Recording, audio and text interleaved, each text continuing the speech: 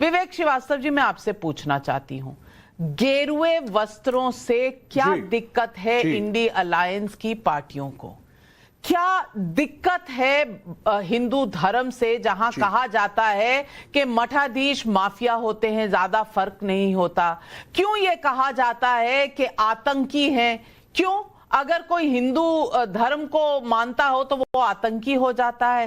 पहले भगवा आतंक आया था, अब गेरुए वस्त्र नहीं चाहिए, सफेद वस्त्र चाहिए। अरे भैया, सफेद तो दिल होने चाहिए, काला दिल सफेद वस्त्र से क्या फर्क पड़ता है?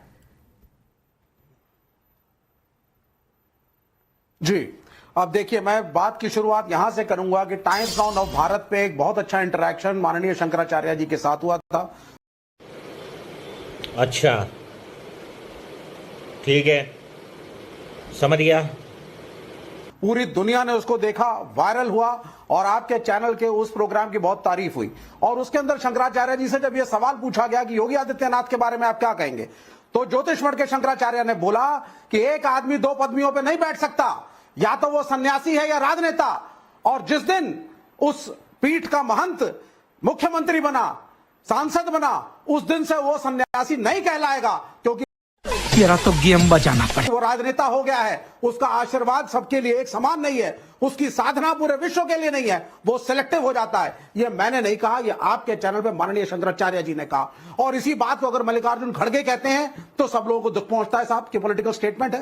कितने पुलिस केसेस हैं माननीय मुख्यमंत्री उत्तर प्रदेश के ऊपर? साले का खोपड़ी तोड़ साले का, मेरा तोड़। जब वो बन रहे थे मुख्यमंत्री, उसकी एक लंबी फेयर लिस्ट है।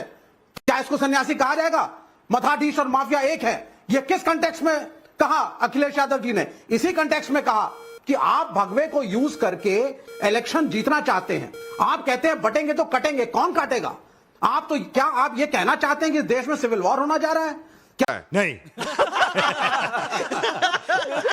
क्या आप ये कहना चाहते हैं कि हिंदुओं की जमात एक तरफ से लड़ेगी, मुसलमानों की एक तरफ से लड़ेगी, हिंदुओं एक हो जाओ? आप कहना क्या चाहते हैं? आप पूरे राज्य के मुख्यमंत्री हैं, मुसलमानों के भी मुख्यमंत्री हैं, हिंदुओं के भी मुख्यमंत्री हैं। तो जब मुख्यमंत्री खुद डिवाइड करने की पॉलिटिक्स को करेगा, तो आप क्या उम्मीद करती हैं कि मल्लिकार्जुन खड़गे चुप बैठ जाएं, अखिलेश यादव चुप बैठ जाएं, डी राजा चुप बैठ जाएं, यहां बैठे प्रवक्ता कुछ ना कहें? हिंदू धर्म के नाम पर वोट ना मांगिए हर्षवर्धन त्रिपाठी जी, क्योंकि ये फाउल है जी। अभी मजा आएगा ना भिड़ो। लेकिन मुस्लिम वोट अगर आप मांगे तो ये फेयर है, ये अलाउड होना चाहिए, इस पर किसी को सवाल नहीं पूछने चाहिए। और वहां महाराष्ट्र में जिस तरह की फेरिस्ट लिस्ट दी गई है कि कितना आरक्षण, कितना क्या, जो महाराष्ट्र विकास आघाड़ी को दी गई है और जिस पर सब हामी भर दी गई है, वो सही है। लेकिन हिंदुओं को एक होने को कहना ये गलत है, ये संविधान के खिलाफ है। क्या जवाब देंगे आज विवेक श्रीवास्तव जी को? नविका जी, सबसे पहले तो एक विवेक जी जब कहते हैं माननीय आदरणीय शंकराचार्य, तो मुझे अच्छा लगता है, देश के लोगों को भी अच्छा लगता है। और सचमुच ऐसे ही होना चाहिए, भले कोई कम्युनिस्ट भी हो, लेकिन हमारे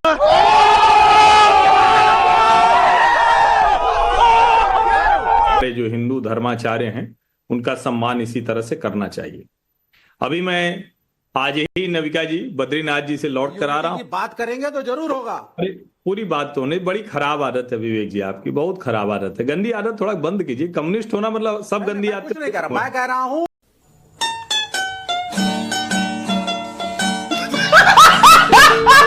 देश की एकता की बात करेंगे तो सबकी तारीफ होगी। नहीं, बीच में बोलना, डिवाइड एंड रूल करेंगे तो तारीफ नहीं होगी। बीच में बोलना ठीक नहीं। मैं जानता हूं कि आपको प्लीज शंकराचार्य बोलिए जो आज कह रहे हैं, मैं बद्रीनाथ जी से आज ही उनके दर्शन करके लौटा हूं, कल दर्शन किया, आज वापसी हुई मेरी। तो मैं सोच रहा था और अचानक मेरे मन में, जब मंदिर से दर्शन करके मैं लौटा शाम को स्वर्ण आरती, तो मेरे मन में प्रश्न आया कि आखिर आदि शंकर ने बद्रिकाश्रम पीठ की स्थापना उत्तर में क्यों की थी? तो ध्यान में आया दक्षिण में श्रृंगेरी, पूर्व में जगन्नाथपुरी और पश्चिम में द्वारिका। इन 4 पीठों की स्थापना की। था क्या उसके मूल में? क्या था उसके मूल में? था कि हिंदू एक हो। वाह, एक लाइन की बात थी, आदि शंकर 32 वर्ष की उम्र में केदारनाथ में उनका निधन हो गया। देश के 4 कोनों में 4 हिंदू पीठ की स्थापना की। क्यों? जिससे कि हिंदू एक हों।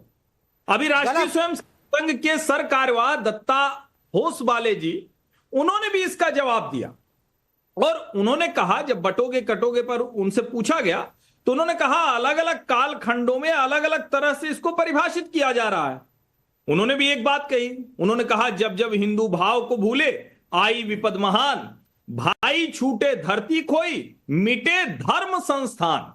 क्या बात है सर, क्या बात है सर, क्या बात, ये बात है। अरे सर क्या बात। तो धर्म संस्थान कैसे मिटे थे कि 500 वर्ष लग गए अयोध्या में प्रभु राम का मंदिर बनने में। दीपोत्सव देखने के लिए 1947 ये अपनी कहानी बंद करो और इसीलिए अरे कौन भौंक रहा है ये बदतमीज? से कहानी शुरू करो। जब ये देश आजाद हुआ, रजवाड़ों का देश नहीं है आज। हिंदू धर्म एक करने के लिए हिंदू की अलग रक्षा अलग पुलिस समय नहीं है, पर आर्मी अलग नहीं है, अलग कोर्ट नहीं है, शब्दावली में वकील नहीं अलग है, अलग लोगों ने बात की कॉन्स्टिट्यूशन नहीं है है। और उससे जब प्रतिक्रिया निकलती है कोई तो जो शब्दावली नहीं है, उसके कम विरोधी लोग होते हैं वो उस पर टिप्पणी करते हैं, हिंदू धर्म पर, भगवा पर, सन्यासी पर, मंदिर पर, प्रभु राम पर, ये सब टिप्पणियां होती हैं। ये कोई नई बात नहीं है। हिंदू हाँ ये कर लो पहले। बड़े लोग हैं, पहले ऐसे करते होंगे।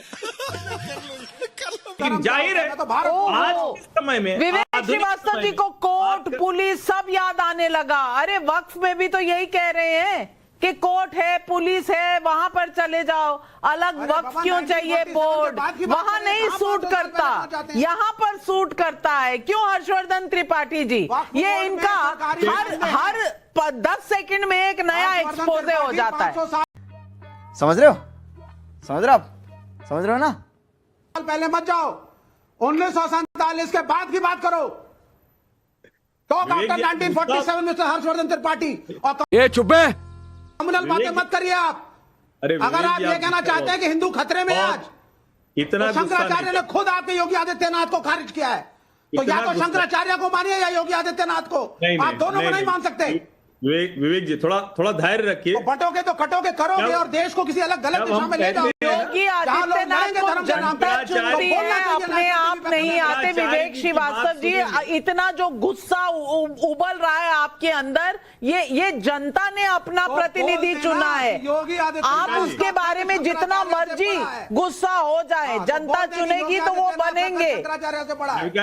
हर्षवर्धन जी तो कुछ है नहीं, न 3 में न 13 में, बड़ी मुश्किल से कहीं होते हैं। तो इनको गुस्सा करने दीजिए। इनका और ओवैसी जी का लगभग हाल एक बराबर ही है। ये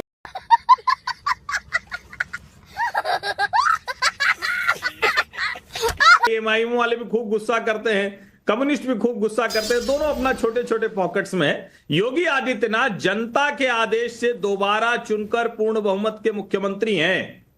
पहली बार भारतीय जनता पार्टी ने उन्हें मुख्यमंत्री के तौर पर नामित किया, दोबारा मुख्यमंत्री के चेहरे के तौर पर जीत के हैं। और जब आप यूं बीच में बोलते हैं ना विवेक श्रीवास्तव, तो मुझे लगता है थोड़ा पढ़ धर्म जो है वो मेरे धर्मों को और ठीक से काटिए। नहीं। तो सुने आप। इस सज्जन को क्या तकलीफ है भाई? क्या तकलीफ है इनको? आप कह रहे हैं इस तरह से करते कि हैं राजनेता आपके धर्म के गुरुओं और राजनेता जी, मुझे समझ नहीं आता, आप लेफ्ट वामपंथी दलों से आते हैं, कहां से आते हैं?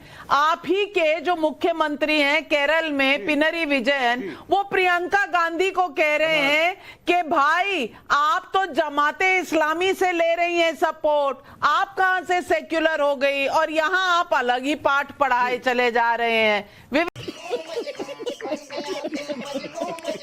श्रीवास्तव जी, पहले आपस में तय कर लीजिए कि वामपंथी किस करवट बैठेंगे। लेकिन मैं दुष्यंत नागर जी आपको बताना चाहती हूँ जी, भगवे और गेरुए से बहुत दिक्कत है ना खड़गे जी को, कांग्रेस पार्टी को। अब कांग्रेस पार्टी, मैं एक बार बता दूं, योगी आदित्यनाथ जी ने क्या कहा? उन्होंने कहा भगवा लोक सेवा के लिए मैंने धारण किया है, सब कुछ त्याग कर धारण किया है। वे ना केवल भगवा धारण करते हैं बल्कि उसका प्रतिनिधित्व भी करते हैं, बल्कि ये बड़ी अच्छी बात कही है।